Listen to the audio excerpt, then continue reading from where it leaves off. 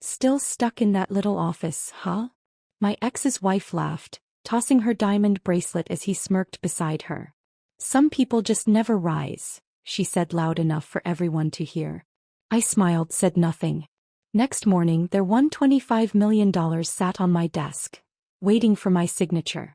Their faces when they saw me in the Sue's chair. Unforgettable. Every conversation in the Metropolitan Grill stopped when Elise's voice rang out across the restaurant. Still stuck in that little office, huh? Some people just never rise. She stood next to Carson at the bar, twisting her diamond bracelet for emphasis while gesturing at me with her wine glass. The couple at the table next to mine actually set down their forks to watch. A waiter paused mid-stride, holding a tray of drinks that started to tremble. Carson added his own performance, loud enough for the entire dining room, still pushing papers while the rest of us build empires, right, sweetheart? The sweetheart stung worse than everything else. The same endearment he'd used during our marriage. I stood there, my reservation card in hand, feeling 40 pairs of eyes measuring my off-the-rack blazer against Elise's designer dress. What they couldn't see, what would have changed everything, was the email on my phone from Marcus confirming that Carson and Elise's $125 million pharmaceutical acquisition had just landed on my desk at Apex Consulting, waiting for Victoria Blackwood's approval. They didn't know Victoria was me. Before we continue, thank you for being here. If you believe every woman underestimated deserves her moment to rise, hit subscribe. It's free and helps us share more stories like this. Now let's dive in. The hostess touched my elbow gently, her voice barely a whisper. Your table is ready, Ms. Monroe. I followed her through the gauntlet of stairs, each step feeling like a mile. Someone at the bar actually took out their phone, and I heard the distinct sound of a camera shutter. By the time I reached my booth in the corner, my hands were steady but my jaw ached from clenching it. The waiter appeared immediately, professionally ignoring the scene that had just unfolded. I ordered the salmon and a glass of Malbec, then pulled out my phone to read Marcus's email in detail. The acquisition paperwork had been filed 3 months ago, back when Carson and Elise's company, Whitmore Stanton Holdings, thought they were untouchable. The new SEC regulations requiring third-party approval for pharmaceutical deals over $100 million had caught them perfectly.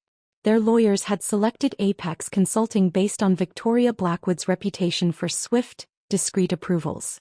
I almost laughed at the irony. For 8 years I'd hidden behind Victoria's name, building an empire while everyone thought I was stuck in middle management. The elaborate deception had started the day Carson told me my business ideas were cute but unrealistic. Now his entire future depended on a signature from a woman he believed was still fetching coffee for real executives. My phone buzzed. Claire texting about tomorrow's lunch plans. My younger sister worried constantly about what she saw as my dead-end career. Just this morning she'd called to lecture me about not taking breaks, about the bags under my eyes that seemed to get darker each week. I'd wanted to tell her about the 3 companies I'd saved before breakfast, about the hostile takeover I'd prevented with a strategy designed at 4 a.m. Instead, I'd promised to try to leave work earlier, knowing I'd break that promise before the day ended. The salmon arrived, perfectly seared and plated with an elegance that felt almost mocking given the circumstances. I cut into it mechanically, barely tasting anything while my mind raced through the implications of Marcus's discovery. The Whitmore Stanton deal was over-leveraged, built on projections that anyone with real experience would recognize as fantasy. They'd need extensive restructuring to avoid bankruptcy within 18 months. My phone lit up with another message from Marcus, pulled their financials. Personal guarantees from both C. Whitmore and E. Whitmore Stanton. They're all in on this. Personal guarantees. Carson had pledged his grandmother's trust fund. Elise had put up her father's real estate holdings as collateral. If this deal failed, and without my intervention they'd lose everything. The restaurant had returned to its normal hum of conversation, though I caught occasional glances in my direction. The couple who'd stopped eating to watch my humiliation were now deep in discussion, probably recounting what they'd witnessed to add drama to their evening. The waiter who'd frozen with his tray was smoothly serving tables again, though he gave my booth a wide berth. I thought about this morning how it had started like every other day for the past 8 years. My alarm at 4:45 a.m., the drive through empty Manhattan streets, the elevator ride to the 42nd floor where my real office waited, The corner suite nobody knew belonged to me. Marcus always arrived first, leaving detailed reports on my desk about companies in crisis, hostile takeovers in progress, executives desperate for help they didn't know came from me. This morning's stack had included Hartley Pharmaceuticals, hemorrhaging $3 million daily while fighting off a hostile fund. I'd spent 2 hours crafting a poison pill defense that would save 4,000 jobs. Their CEO would thank Victoria Blackwood profusely, never knowing she was actually the woman he'd walked past in the lobby, dismissing her as another anonymous worker bee. David Huang had called during my morning coffee, his voice breaking with emotion as he described his daughter Emma getting into Stanford. "She's writing her college essay about you, Ms. Blackwood. About the invisible guardian angel who saved her father's company." I'd listened through my voice modulator, wishing I could accept his repeated invitations to meet in person, to let him shake the hand that had saved Meridian Tech from corporate raiders. But Victoria had to remain a ghost.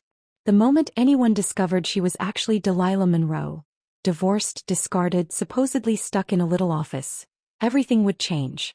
The respect would evaporate. The effectiveness would crumble. So I maintained the lie, even as it meant celebrating every victory alone in my apartment with takeout and wine. The Malbec was good, better than what I usually allowed myself.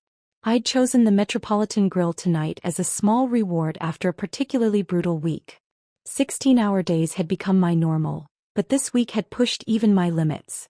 3 hostile defenses, 2 restructurings, and a particularly nasty proxy fight that had required me to work 37 hours straight. Carson and Elise had probably come here to celebrate their impending acquisition, confident that Victoria Blackwood's approval was just a formality. They had no idea they'd just humiliated the person who held their financial future in her hands. The same woman they'd mocked for never rising was about to show them exactly how high she'd climbed. I paid the check and gathered my things, noting how conversations paused as I walked past. The story would spread through their social circles by morning. Poor Delilah Monroe, still stuck in her little office while Carson and Elise built their empire. Let them talk. Let them laugh. Tomorrow afternoon, they'd walk into Apex Consulting's conference room expecting to meet Victoria Blackwood. Instead, they'd find me at the head of the table, CEO nameplate gleaming, their $125 million deal annotated with enough red ink to paint their future crimson. The woman they'd just publicly humiliated would be the one deciding whether their empire stood or fell. The valet stand outside held my coat while I tried to compose myself in the restaurant's mirror. My reflection showed exactly what everyone inside had seen. A woman in a department store blazer, carrying a laptop bag that had seen better days. Someone who clearly didn't belong in Manhattan's power dining scene. I touched up my lipstick with a drugstore brand, not the designer tubes Elise probably kept in her purse, and walked back through the heavy doors. The maitre d' glanced at me with something between sympathy and second-hand embarrassment. "Would you prefer a different table, Ms. Monroe?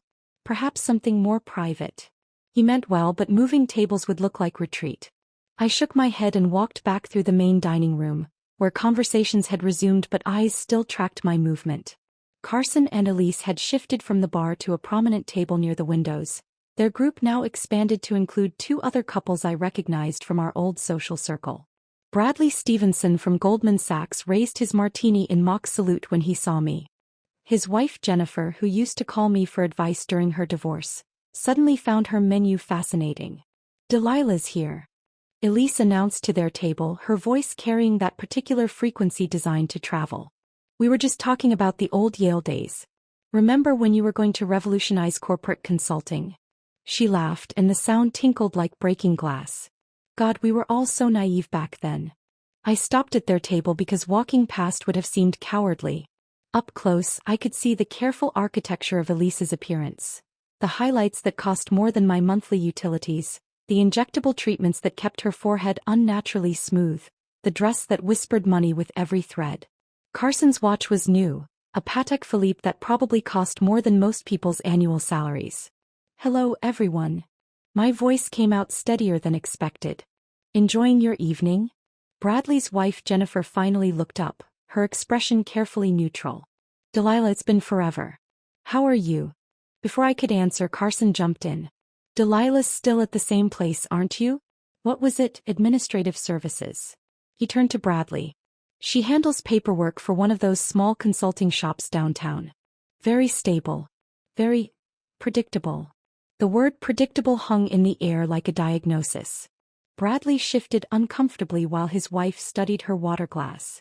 The other couple, names I'd forgotten, exchanged glances that suggested they'd rather be anywhere else. It pays the bills, I said simply. Elise's laugh was bright and sharp.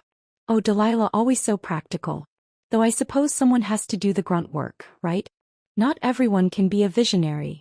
She touched Carson's arm possessively. We were just telling Bradley about our new acquisition. Pharmaceutical sector. 9 figures. 8 figures, Carson corrected quickly, but the damage was done.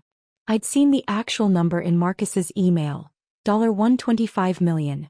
The need to exaggerate to perform success like a Broadway show told me everything about their insecurity. How wonderful for you both, I managed, though the words tasted like ash. You know, Elise continued, twisting her diamond bracelet so it caught the light from every angle. I was telling Jennifer earlier that we should all be grateful for our journeys. Some of us build empires, some of us support them. Both roles are important. The condescension dripped like honey, sweet and suffocating.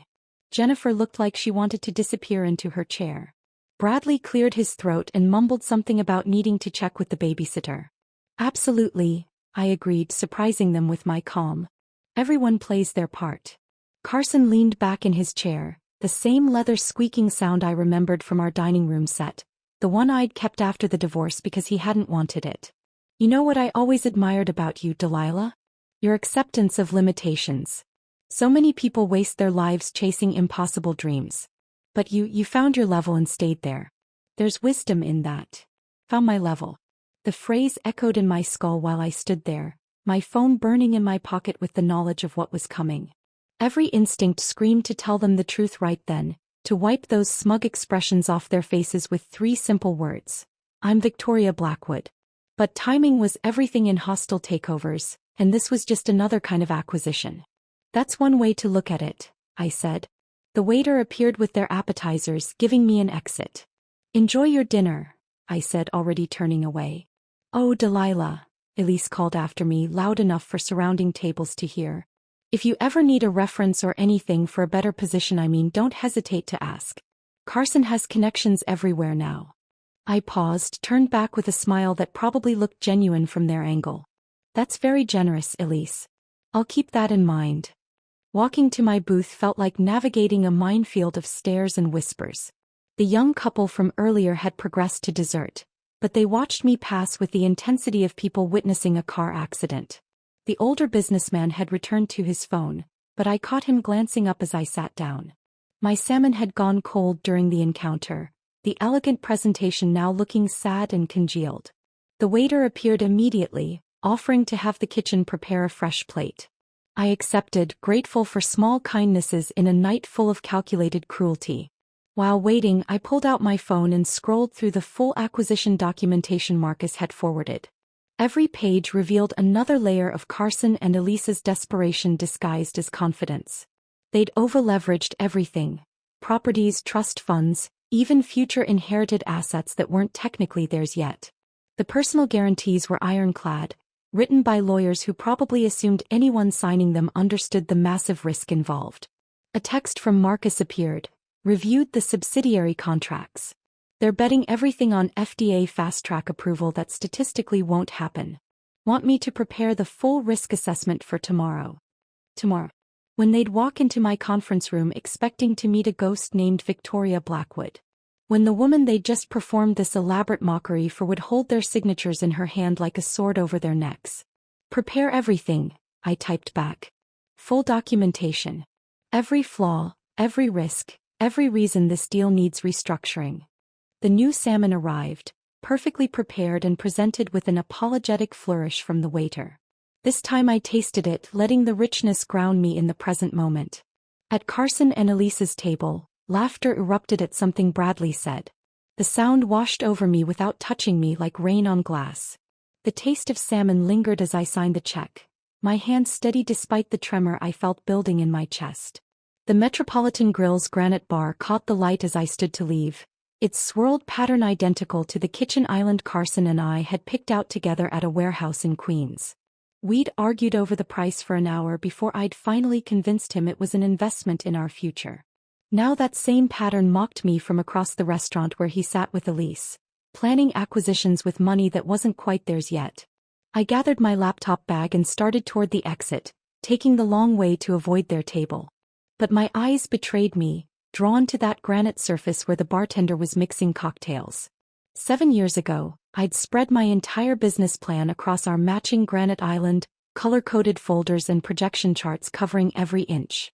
Carson had been eating Lucky Charms, the marshmallow kind he insisted on buying despite being 32 years old. A drop of milk had landed on my executive summary, and I'd quickly dabbed it away while continuing my pitch about hostile takeover defenses.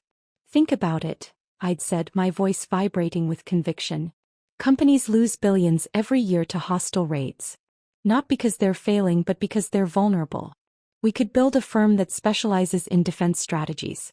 Make ourselves indispensable to every mid-sized company in America.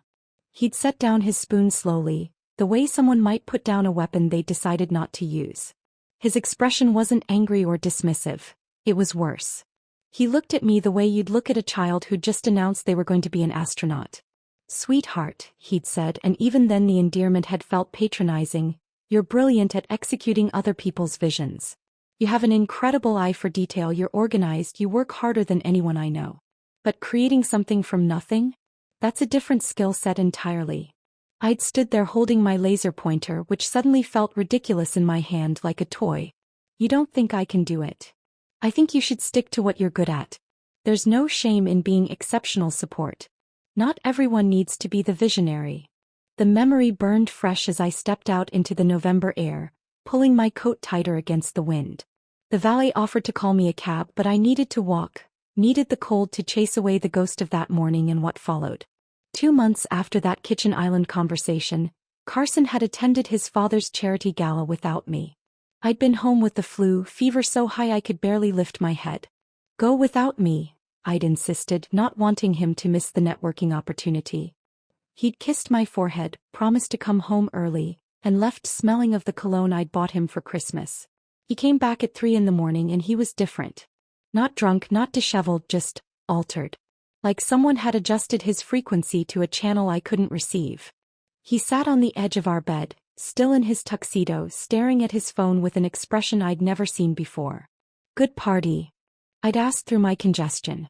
Yeah, it was enlightening." Over the next 2 weeks, Elise Whitmore's name began appearing in his sentences like scattered breadcrumbs leading somewhere I didn't want to follow. Elise thought the market was about to shift. Elise's father had connections in Shanghai. Elise understood what it took to really make it in this city. "She gets it," he'd said one night over dinner, pushing his food around his plate. "The scale of ambition required. Not everyone does." The subtext was clear. I didn't get it. I was thinking too small, dreaming too safely. My hostile takeover defense firm was a quaint idea, like a lemonade stand compared to the real estate empire Elise had been born into. Walking down Madison Avenue now, I passed the building where our apartment had been. 5th floor, corner unit, view of a small park where dogs played in the mornings. I'd found the divorce papers on that granite island 6 months after the gala, arranged neatly next to a box of my things he'd already started packing. He'd used his Yale Law connections to get everything done quickly, efficiently. Half my savings evaporated in legal fees. The apartment was too expensive to maintain alone. I'd spent my last night there sitting on the floor because he'd already arranged for the furniture to be moved to his new place with Elise. The wine glasses were gone, so I'd drunk a bottle of Cornerstone Merlot from a coffee mug I'd found in the back of a cabinet. My tears had fallen onto the yellow legal pad where I was sketching out the structure for Apex Consulting, smearing the ink but not the determination behind it. At 2 in the morning, in my new one-bedroom apartment that smelled like the previous tenant's cats, I'd given birth to Victoria Blackwood. Not in celebration but in desperation. The incorporation documents glowed on my laptop screen as I selected Operations Manager from the drop-down menu for my own role. So would be Victoria Blackwood, a woman who existed only in paperwork and carefully modulated phone calls. I'd spent the rest of that night practicing her voice, recording myself reading the same paragraph over and over until I found the right tone. Confident, slightly British, The kind of accent that suggested old money and Ivy League without saying either explicitly. My throat had been raw by sunrise, but Victoria was ready to meet the world. The wind picked up as I turned onto my street, carrying the smell of rain and exhaust. In my pocket, my phone buzzed with another text from Marcus, but I didn't check it. I knew what tomorrow would bring. Carson and Elise would walk into my conference room expecting to meet the legendary Victoria Blackwood, and instead they'd find me. The woman Carson had dismissed at our kitchen island. The one he'd left with divorce papers and an empty apartment. The one Elise had just performed for like a circus act at the Metropolitan Grill. They thought I'd been stuck in place all these years, but I'd been building something they couldn't see. Every dismissal, every condescending smile, every public humiliation had been another brick in the foundation of something that would outlast their over-leveraged ambitions. Victoria Blackwood had been my chrysalis, and tomorrow I would finally emerge. My key turned in the apartment lock just after midnight, but sleep wouldn't come. I lay in bed staring at the ceiling, replaying every moment from the restaurant, until my alarm buzzed at 4:45 a.m. The city was still dark as I drove to the office, but my mind was already racing ahead to the meeting that would change everything. Marcus was waiting in the 42nd floor lobby when the elevator doors opened, holding 2 cups of coffee and wearing that expression that meant he'd discovered something important. He'd been with Apex for 6 months, hired after I'd saved his previous employer from a particularly vicious hostile takeover. Sharp, intuitive, and most importantly, discreet. "We need to talk," he said, following me into my office. I hung my coat and settled behind my desk, noting the unusual tension in his shoulders. "What's on your mind?" He set down a folder thick with printouts, spreading them across my desk like evidence in a court case. Financial signatures, dated emails, incorporation documents, timeline analyses. My stomach tightened as I recognized what he'd compiled. "Hartley Industries," he said, tapping one sheet. The defense strategy was filed at 3:47 a.m. by Victoria Blackwood. Security footage shows only you in the building at that time. He pulled out another page. Brennan Steele. Victoria's digital signature originated from IP address 192.168.1.42, your office computer. Not the separate workstation you claim she uses. More papers. More connections.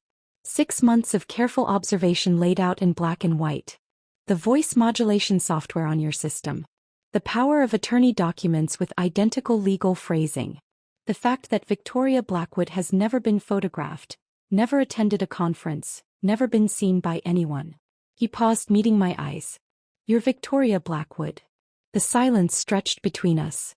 I could lie, deflect, maintain the fiction.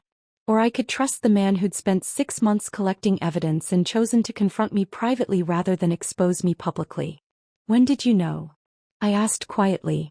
"Suspected after 3 weeks. Confirmed it after 3 months. Spent the last 3 months trying to understand why." He leaned forward, genuine curiosity replacing any hint of accusation. "You've built something incredible here. Why hide behind a ghost?" I pulled out the operations manager nameplate from my drawer, setting it next to my hidden CEO version. Because ghosts don't have histories. They don't have ex-husbands who dismissed their ideas or social circles that decided they weren't worth knowing. Victoria Blackwood gets respect because she's a mystery. Delilah Monroe would get picked apart because she's real. Marcus absorbed this, nodding slowly. "The hostile takeover we prevented last month. Davidson Pharmaceuticals."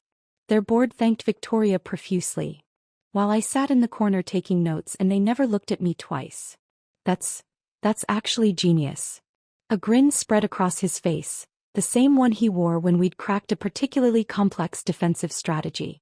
"You weaponized their dismissal of you." From that night forward, everything changed. Marcus became my true lieutenant, the only person who knew both sides of my identity.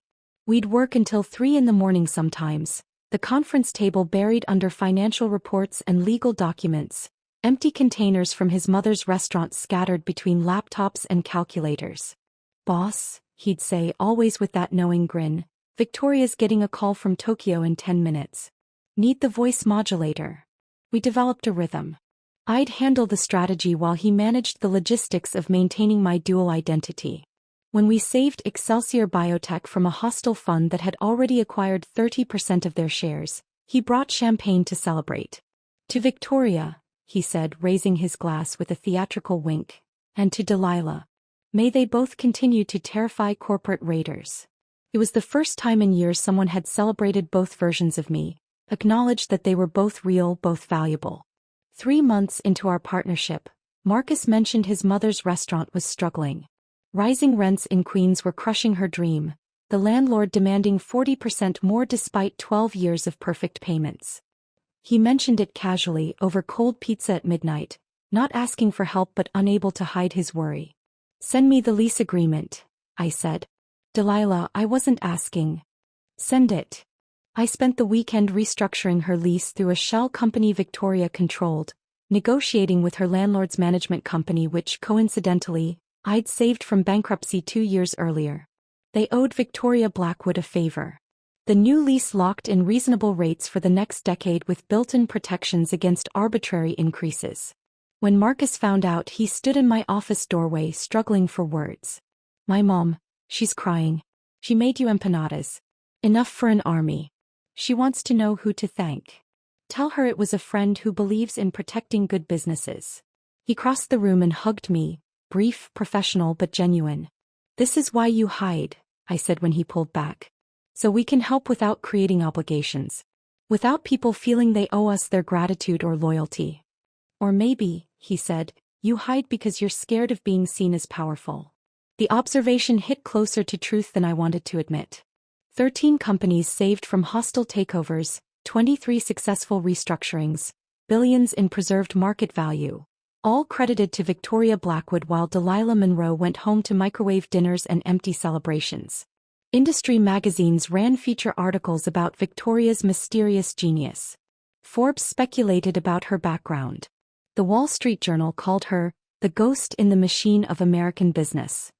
Meanwhile, I sat alone in my apartment, reading about my own achievements as if they belonged to someone else.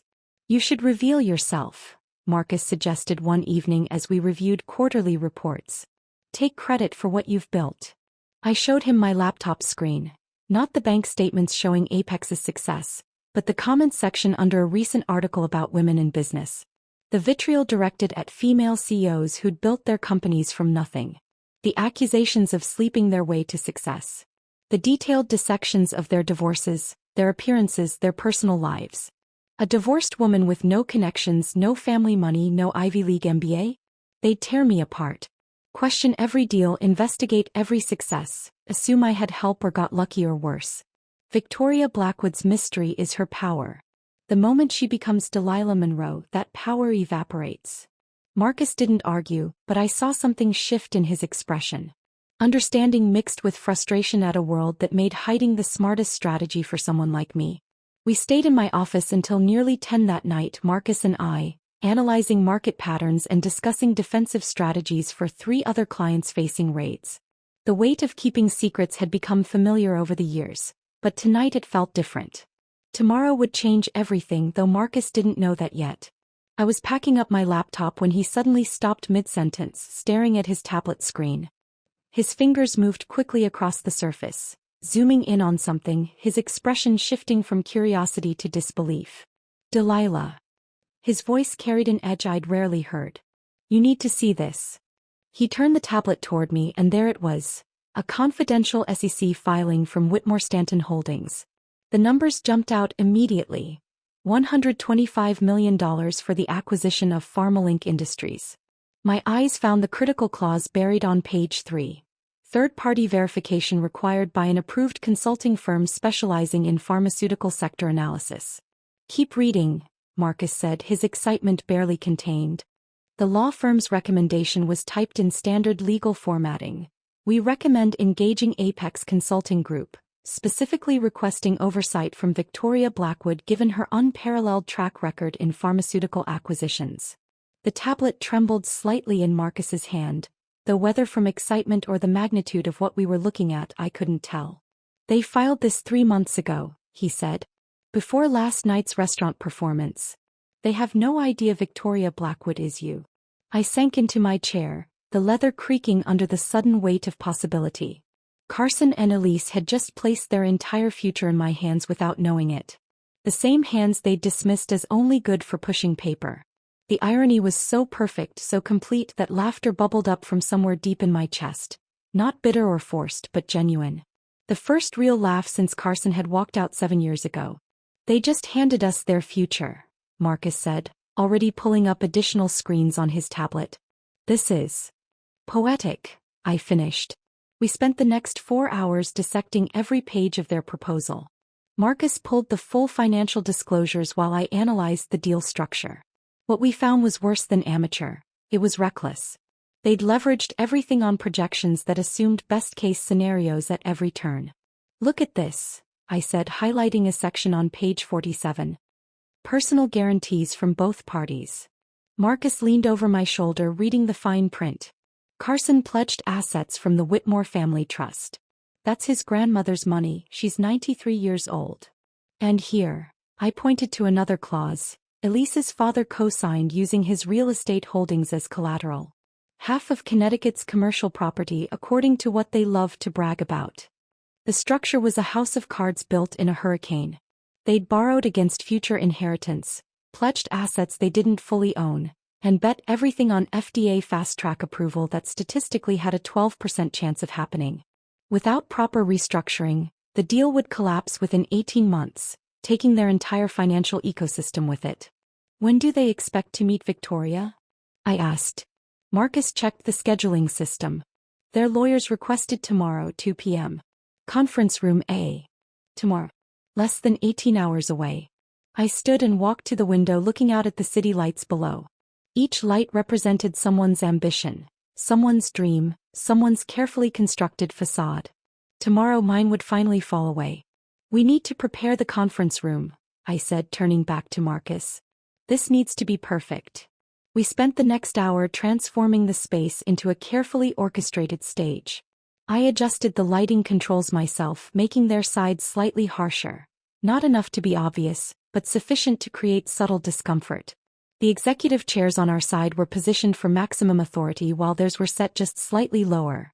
An old negotiation trick that created unconscious hierarchy. The smart glass, Marcus said, gesturing to the wall panel. We can keep it opaque from their side. You could watch them arrive. Do it. He programmed the glass while I unwrapped my real nameplate, the one I'd never displayed. Delilah Monroe so gleamed in brass letters that had never seen daylight in this building.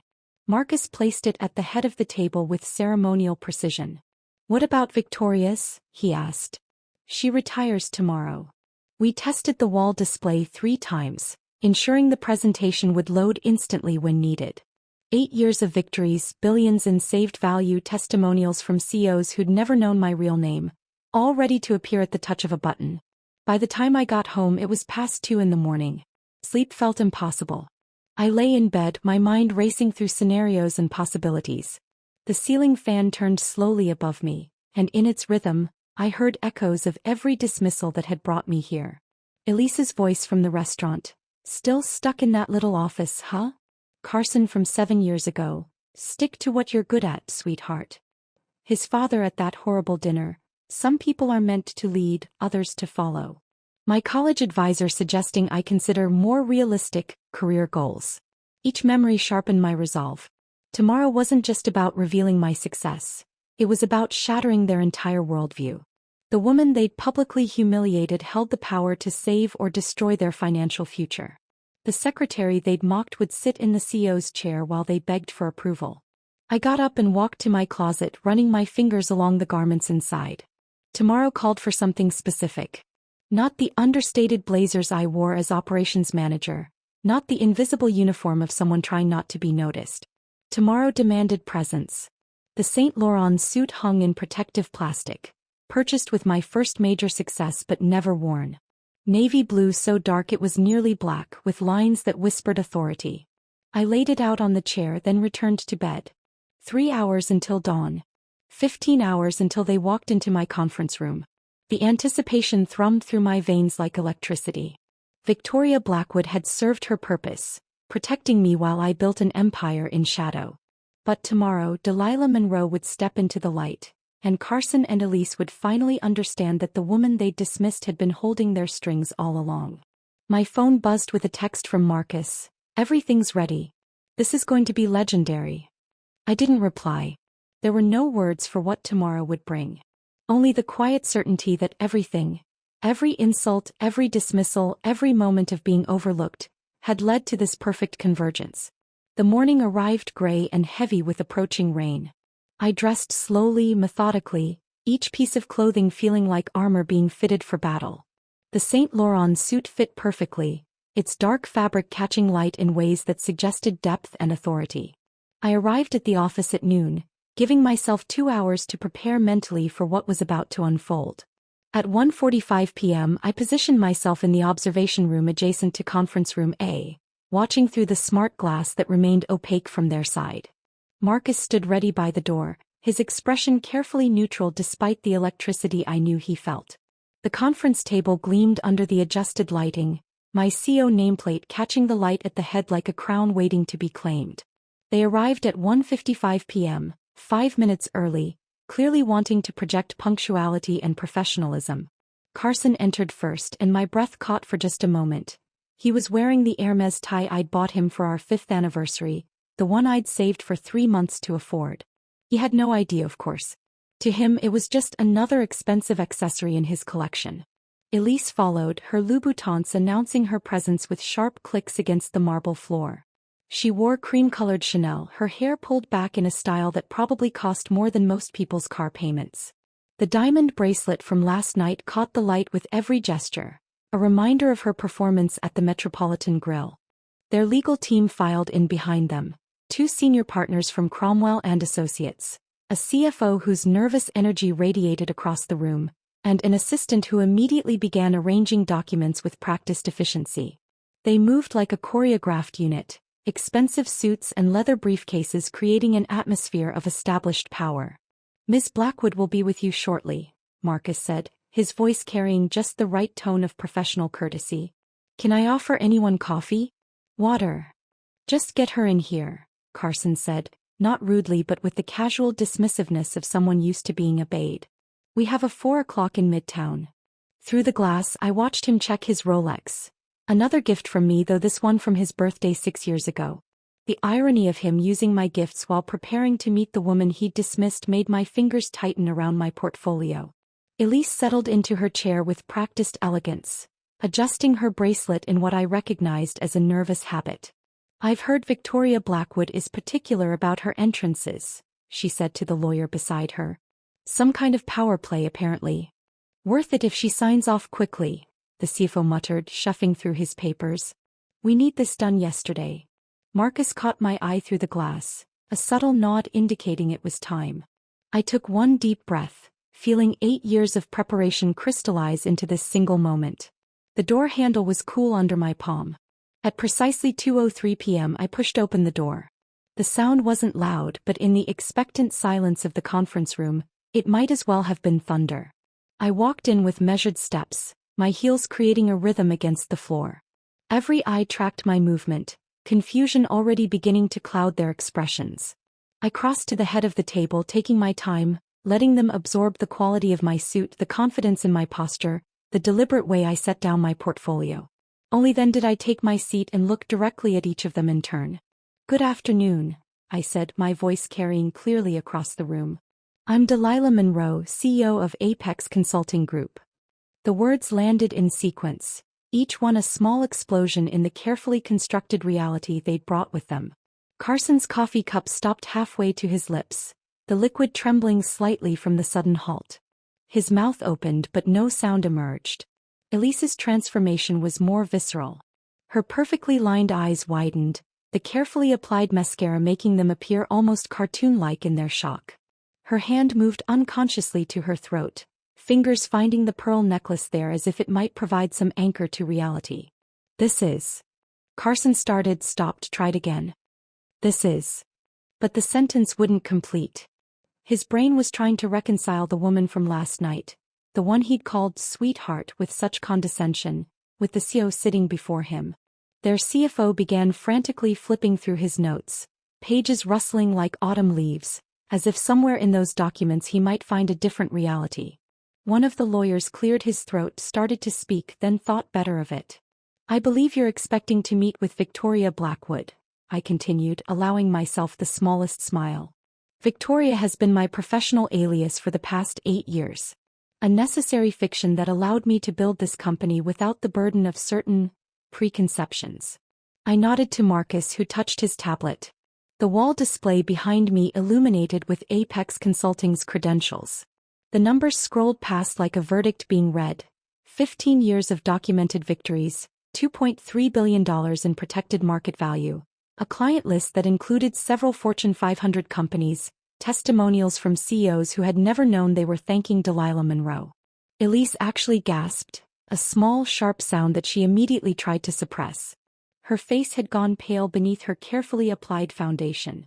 "You're lying," Carson finally managed, though his voice lacked any conviction. "This is some kind of what?" I interrupted smoothly, pulling their contract from my portfolio. "Joke? Mistake? I assure you the only mistake here is in your acquisition structure." I opened the document, its pages annotated with red ink like a professor's corrections on a failing student's paper. My fingers found the first flag without looking.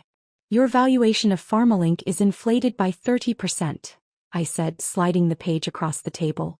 "You're basing it on projections that assume FDA fast-track approval, which historically has a 12% success rate for similar compounds." Carson reached for the page with unsteady hands. I pulled out the next section. "Your debt structure," I continued, showing them the calculations, "collapses in 18 months under any scenario except perfect execution, which, given the market volatility in pharmaceutical acquisitions, is statistically impossible." The CFO had stopped searching his documents and was now staring at my annotations, his face growing paler with each line he read. "And these," I said, tapping the signature pages with my pen, "these personal guarantees you've both signed? They'll bankrupt you when this deal fails. Carson, you've pledged your grandmother's trust fund. Elise, your father's real estate holdings are on the line." "The market dynamics," Carson started, grasping for his usual corporate speak. I was ready. Marcus handed me a tablet and I pulled up 5 years of comparable acquisitions, their failure rates highlighted in stark red. "Would you like to discuss the Brennan acquisition? Similar structure, failed in 14 months. Or perhaps the Steinberg deal. They're currently under federal investigation." Elise hadn't spoken since my entrance. She sat frozen, her world visibly rewriting itself behind her eyes, the diamond bracelet she twisted so proudly last night now seeming to weigh down her wrist like a shackle. The senior lawyer from Cromwell and Associates cleared his throat, attempting to regain control of a meeting that had spiraled beyond recognition. "Perhaps we should review the terms more carefully," he suggested, though his voice carried no authority against the weight of evidence I'd laid before them. I pulled out another folder, this one containing case studies of every failed pharmaceutical acquisition that had followed their model. The Harriman deal collapsed after 11 months. The Vega acquisition, federal investigation within 6 months. Morrison Pharmaceuticals, bankruptcy in 14 months. I placed each file down like playing cards in a losing hand. "You're not following a playbook for success. You're following a manual for destruction." Carson's hands trembled as he reached for the Harriman file. His face had gone gray, aging 5 years in 5 minutes. "We had different projections," he stammered. "Based on what data?" I asked, pulling up their financial models on my tablet. "Your growth assumptions require market conditions that haven't existed since 2019. Your regulatory timeline ignores 3 pending FDA policy changes. Your competitor analysis doesn't even mention the Korean pharmaceutical giant that's about to enter this exact market segment." The CFO's breathing had become audible, short gasps as each revelation landed. One of the lawyers was furiously typing on his phone, probably alerting senior partners about the disaster unfolding. Elise finally found her voice, though it came out strangled and small.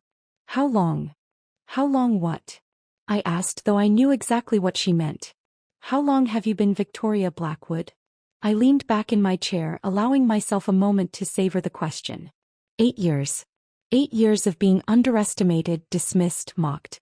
8 years of building an empire while people like you assumed I was fetching coffee and filing papers. Her face crumbled, the careful makeup unable to hide the devastation underneath. The woman who'd performed my humiliation for an audience last night now sat before me, understanding that she'd been dancing for the very person who held her future. "The trust fund," Carson whispered, his voice cracking. My grandmother's trust fund. She's 93. It's all she has for her care facility. Then you should have thought about that before leveraging it on fantasies, I said, though I pulled out my revised contract. I've restructured your deal. It's survivable, barely, but only if you follow my terms exactly. Marcus handed out copies of my revision, 40 pages of corrections that transformed their reckless gamble into something that might actually work. They'd still make money, just not the fortune they'd imagined. More importantly, they'd avoid bankruptcy. Sign it, I said simply. Or walk away and watch everything collapse within 18 months. The room fell silent except for the sound of pages turning. Carson's signature, when it finally came, was shaky and unrecognizable. Elise signed without looking at me, her hand trembling so badly the pen nearly slipped from her fingers. We're done here, I said, standing. They filed out in silence, their earlier confidence replaced by the shell-shocked expressions of people who'd just survived a catastrophe. 3 days later, Marcus showed me his phone over morning coffee. Someone at the Metropolitan Grill had recorded Elise's mockery on Thursday night. The video was everywhere. Twitter, LinkedIn, TikTok. Still stuck in that little office, huh? Some people just never rise, played on repeat over dramatic music. The comment sections were brutal. Did you see who she was talking to? One commenter wrote. That's Delilah Monroe, the CEO of Apex Consulting. She's worth more than everyone in that restaurant combined. The hashtag some people never rise became ironic overnight, attached to stories of successful women who'd been underestimated. Business Insider ran a feature. The secretary who was actually a shadow CEO. Forbes picked it up, then the Wall Street Journal. Carson's board of directors called an emergency meeting within 48 hours. Marcus had a contact there who fed us updates. They were furious about the over-leveraged deal, the risk to the company's reputation, the viral embarrassment. The vote of no confidence was unanimous. Elise's father gave an interview to the Wall Street Journal 5 days after our meeting. My daughter's recklessness nearly cost our family everything, he said, distancing himself with surgical precision. I've removed her from all family business operations effective immediately. Their social media accounts disappeared within a week. Elise's Instagram, with its carefully curated lifestyle posts, went dark. Carson's LinkedIn, previously updated daily with thought leadership posts, showed no activity. The divorce filing came through Marcus's network 3 months later. They fought over assets that no longer existed, each blaming the other for the catastrophe. Their lawyers sent me letters requesting professional courtesy in not discussing the details publicly. I filed them in a folder labeled simply past and never responded. But I didn't want to live in their destruction. That same week, I launched the Apex Initiative, transforming the energy of revenge into something constructive. The program would fund women entrepreneurs who'd been dismissed, overlooked, or told they weren't capable of building something significant. The first applicant arrived on a rainy Tuesday morning. Sarah Chin, 34, with a biotech startup and exhausted eyes. She'd been turned down by 16 investors, most of whom suggested she find a male co-founder to add credibility. They said my idea was too ambitious for someone with my background, she told me, her voice steady despite the tears threatening to fall. I wrote her a check for $200,000 on the spot. Ambition is exactly what we're funding here. Within 6 months, Sarah's company had 3 patents pending and a partnership with Johns Hopkins. She sent me a photo of her new office. A real office, not hidden, not small, with her name on the door in gold letters. Every month brought more women like Sarah. Engineers told they were better suited for support roles. Doctors with revolutionary treatment ideas dismissed as too risky. Consultants whose strategies were stolen by male colleagues who received the credit. I funded them all, but more than money, I gave them what I'd never had. Someone who believed them without requiring them to prove themselves first. They didn't need to hide behind fictional names or pretend to be less than they were. Carson took a position as a senior associate at his old firm, essentially starting over at 41. The same colleagues he'd once outranked now gave him assignments. Elise moved to her family's estate in Connecticut, disappearing from New York's social scene entirely. The months that followed passed in a blur of expansion and purpose. Each morning brought new applications to the Apex Initiative. Stories of brilliant women whose ideas had been dismissed by people who couldn't see past their own limitations. I read every application personally, remembering my own nights above that Thai restaurant, building something from nothing while the world assumed I was nothing. 6 months after the confrontation with Carson and Elise, Marcus suggested something I'd been avoiding. "We should celebrate," he said one afternoon, setting a proposal on my desk. 10 years since you incorporated Apex. Even if only you knew about the first two. The idea felt foreign. I'd never celebrated my victories, just moved on to the next challenge. But Marcus was right. The women we'd funded through the initiative deserved to see what was possible. The CEOs we'd saved deserved to gather in triumph rather than crisis. We rented the ballroom at the Meridian Hotel, the one with floor-to-ceiling windows overlooking Manhattan. The invitation list grew beyond what I'd imagined. Every company we'd saved, every entrepreneur we'd funded, partners who'd believed in Victoria Blackwood without ever seeing her face. 300 people who'd been part of this journey knowingly or not. The night of the gala, I stood before my mirror adjusting the neckline of my dress. Deep emerald green, nothing like the grays and blacks I'd worn in hiding. My nameplate for the evening read simply Delilah Monroe, founder and CEO. No qualifiers, no apologies, no ghost names anymore. The ballroom hummed with conversation when I arrived. Chandelier light caught on champagne glasses and jewelry, but more importantly, it illuminated faces I recognized from years of quiet victories. David Huang was there with his daughter Emma, now a sophomore at Stanford. Sarah Chin had brought her entire team, their startup logo proud on their name tags. Marcus stood near the podium, greeting guests with the easy confidence of someone who'd helped build something meaningful. When he saw me, he raised his glass slightly, a private acknowledgement of how far we'd come from that night he'd confronted me with printouts and questions. "Ladies and gentlemen," he began once everyone had gathered, "I want to tell you about the most elaborate magic trick in corporate history. For 8 years, a woman built an empire while convincing the world she didn't exist. Tonight we celebrate not just Apex Consulting's success, but the revelation of the brilliant mind behind it all." He raised his champagne glass higher. "To Delilah Monroe, the woman who showed us that power doesn't need to shout. It just needs to deliver." The applause felt strange, washing over me like warm water after years of cold silence. Rebecca Chin, whose biotech startup we'd saved from a hostile takeover, took the microphone next. She spoke about second chances, about doors that only opened because someone believed in the impossible. Then Sarah stood, her voice nervous but determined. "Ms. Monroe taught me something crucial," she said, gripping the podium. "The best revenge against those who dismiss you isn't destroying them. It's building something so undeniable that their dismissal becomes irrelevant. Every woman funded by the Apex Initiative is living proof that being underestimated is just another form of competitive advantage." I was processing the weight of those words when I noticed movement near the entrance. Claire stood in the doorway, still in her teaching clothes, her face a mixture of confusion and recognition. She'd seen the news coverage then. The story had been everywhere for weeks after the video went viral. I excused myself and made my way through the crowd. She watched me approach, her expression cycling through surprise, hurt, and something that might have been awe. "Delilah," she said, her voice thick with emotion. This whole time you let me think you were struggling." "I was struggling," I said quietly. "Just not in the way you imagined." Her tears came then, angry and proud simultaneously. "Why didn't you trust me? I'm your sister. I worried about you every single day, thinking you were grinding yourself to death for nothing." We moved to the windows overlooking the city, away from the crowd's energy. The lights below sparkled like scattered diamonds, each one a story, a dream, a possibility. "I had to do it alone first," I explained, watching our reflections merge with the cityscape. "If I'd told anyone, even you, it would have changed everything. The doubt, the questions, the advice, it would have made me second-guess every decision. I needed to prove it to myself before I could prove it to anyone else." Claire was quiet for a long moment, then squeezed my hand. "You were never stuck anywhere," she said softly. "You were just building your wings in silence. For the first time in years, someone in my family truly saw me.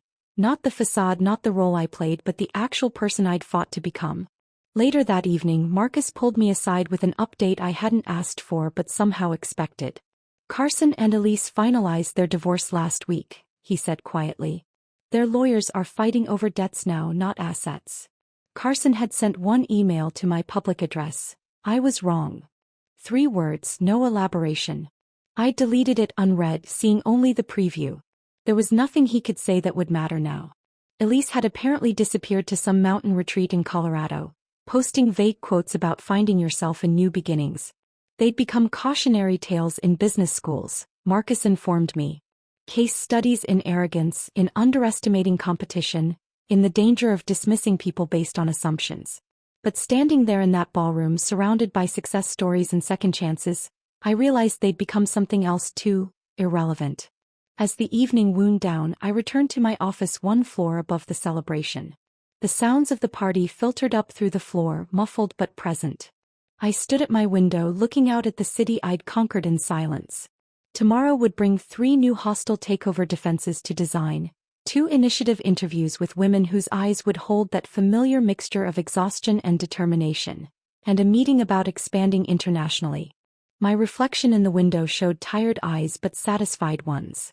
The woman they said was stuck in a little office now owned the entire building. The woman they'd mocked for never rising had built something that would outlast their memory. The city lights below twinkled like promises waiting to be kept.